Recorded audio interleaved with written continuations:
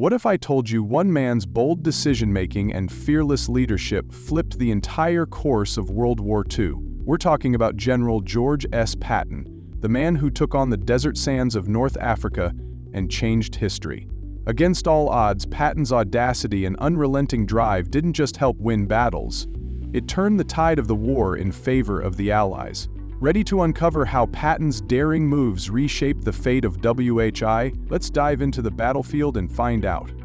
The year is 1942, and North Africa is in chaos. The Allied forces are struggling to push back against the unstoppable Axis powers led by the legendary German commander Rommel, the Desert Fox. But just when things seemed darkest, a man known for his reckless courage and unmatched strategy entered the scene, General George S. Patton.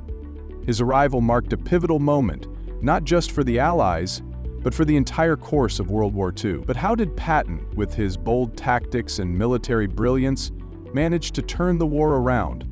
Let's break it down. By the time Patton arrived in North Africa in 1942, the situation was grim.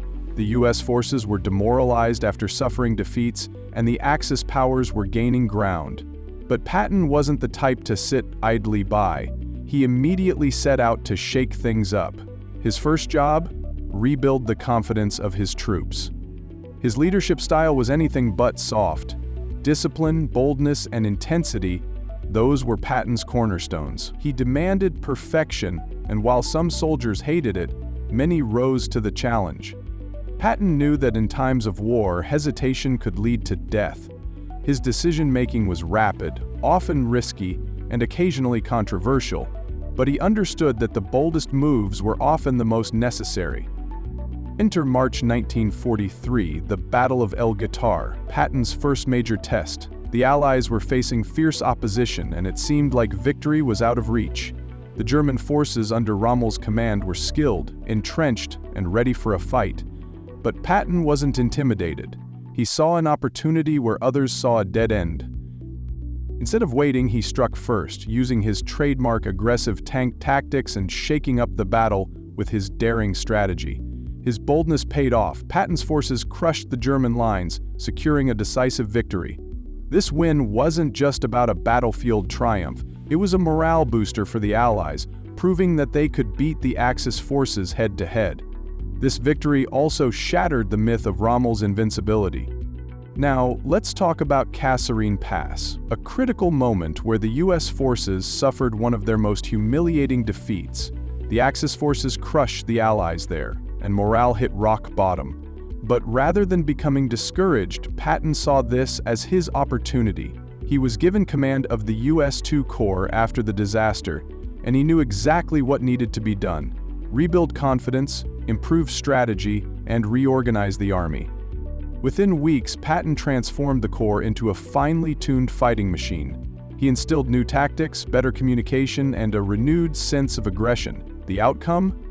The next phase of the North African campaign saw a dramatic improvement in the performance of US forces. Patton's relentless pursuit of victory pushed the Axis forces back, and it was clear the Allies were now a serious threat. As the war continued to intensify, Patton's influence on the battlefield grew even more apparent.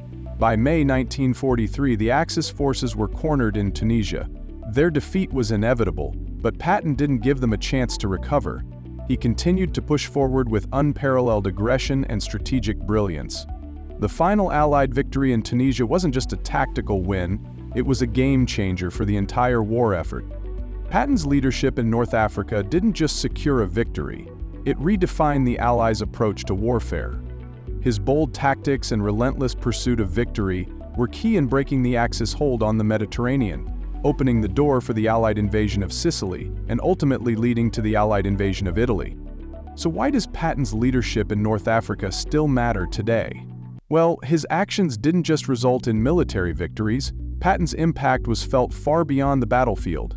His unique style of leadership proved that in times of war, daring to act boldly was just as important as strategy. His ability to rally troops and inspire confidence in the face of adversity is still studied by military leaders around the world. Moreover, Patton's victories in North Africa set the stage for the Allied success in Europe. Had the Allies failed here, who knows what would have happened? Patton's boldness created a domino effect, leading to the ultimate defeat of Nazi Germany. General Patton wasn't just a general, he was the man who redefined leadership and showed the world what it meant to be bold in the face of defeat.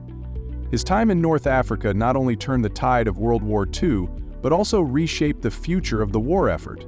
Without Patton's daring moves and unshakable belief in his forces, who knows if the Allies would have succeeded? So what do you think? Would the Allies have won in North Africa without Patton's leadership? Or was it his boldness that tipped the scales? Let us know your thoughts in the comments below. And if you want to hear more about the incredible leaders and pivotal moments, don't forget to like, subscribe, and hit that notification bell. There's much more to discover.